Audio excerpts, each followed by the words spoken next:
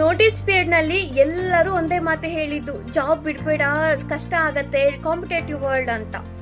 Hello guys, ಎಲ್ಲರಿಗೂ ನಮಸ್ಕಾರ. Notice ಪೀರಿಯಡ್ನಲ್ಲಿ ಇದ್ದಾಗ ಎಲ್ಲರೂ ಎದುರಿಸ್ತಿದ್ರು, ಜಾಬ್ ಬಿಡಬೇಡ, ಇನ್ನೊಂದ್ಸರಿ ಥಿಂಕ್ ಮಾಡು ಅಂತ. ಆದರೆ ನನ್ನ ಮನಸ್ಸು ಒಂದೇ ಮಾತು ಹೇಳಿದ್ದು, ಈಗೇನಾದರೂ ನೀನು ಜಾಬ್ ಬಿಟ್ಟು ಔಟ್ ಆಫ್ ಕಂಫರ್ಟ್ ಝೋನ್ ಬರಲ್ಲ ಅಂತಂದರೆ ನಿನ್ನ ಡ್ರೀಮ್ಸ್ ಇಲ್ಲೇ ಸಾಯತ್ತೆ, ಕಂಫರ್ಟ್ ಝೋನಲ್ಲಿ ಬೆಳೆಯಲ್ಲ ಅಂತ.